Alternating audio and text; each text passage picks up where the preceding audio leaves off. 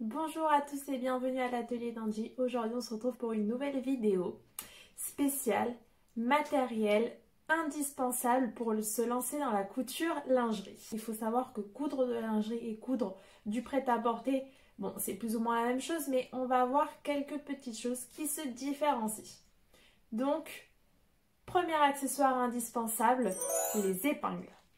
Pour le coup, les épingles, vous ne pouvez pas utiliser n'importe lesquelles. Il faut vraiment les plus fines, méga, ultra, micro, macro, les plus fines que vous trouverez en mercerie.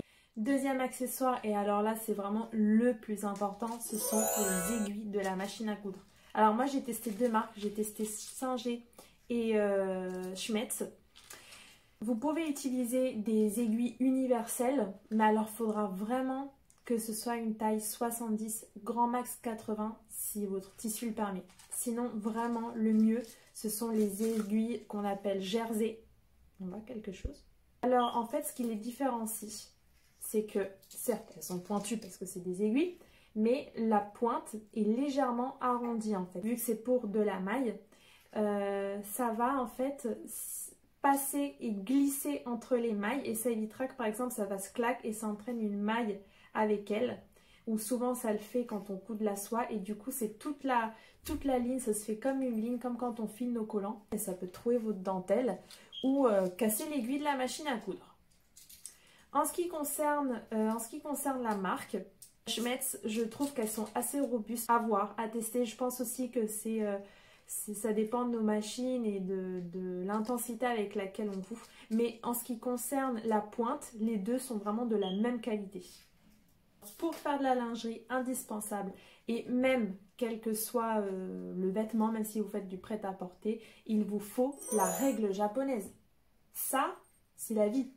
Vous avez tous les centimètres, les millimètres, enfin, elle est vraiment super bien faite. Il vous faut une règle japonaise avant de vous lancer dans n'importe quel projet couture. Et surtout en lingerie, il vous faut un perroquet. Vous allez travailler les formes, que ce soit d'un homme si vous faites des sous-vêtements masculins ou des sous-vêtements féminins, vous travaillez des formes, vous travaillez des arrondis. Et alors là, le perroquet a vraiment tous les arrondis naturels du corps.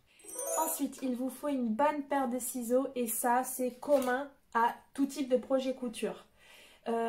Perso, je suis pas trop fan des petits ciseaux, je trouve que c'est très décoratif mais pas vraiment très pratique. Mais ça dépend vraiment avec quoi il se sent le plus à l'aise. Moi personnellement, je préfère les bons ciseaux en acier inoxydable, j'adore.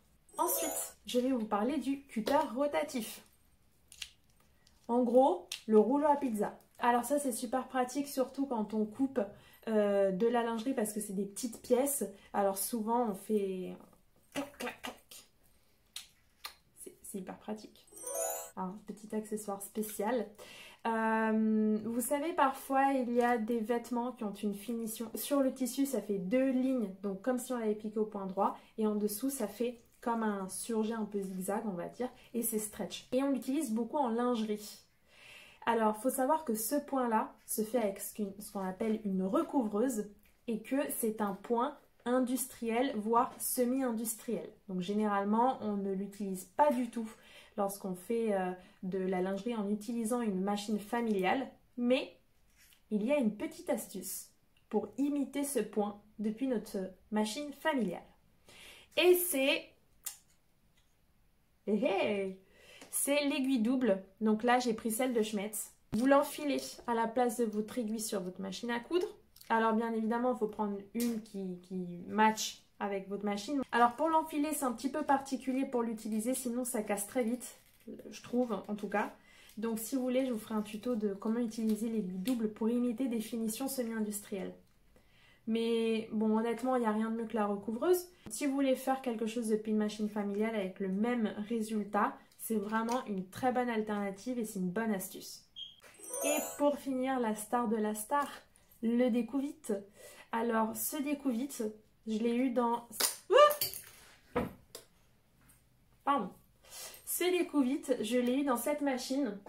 D'ailleurs, si vous souhaitez un tuto sur la machine vendue par Lidl, l'Element Faf, je vous ferai un tuto. Vous mettez un petit commentaire en bas. Et il y avait ça à l'intérieur et honnêtement c'est génial parce que comme ça vous pouvez nettoyer au niveau de la canette. Et le petit décollite, de toute façon c'est essentiel quel que soit notre projet couture. Vous l'aurez compris, il n'y a pas vraiment de différence dans le matériel, que ce soit pour la lingerie ou pour du prêt-à-porter, à part les aiguilles. Les aiguilles, c'est fondamental, c'est le plus important parce une aiguille pas adaptée, ça peut trouer votre tissu ou surtout, ça peut flinguer votre ouvrage.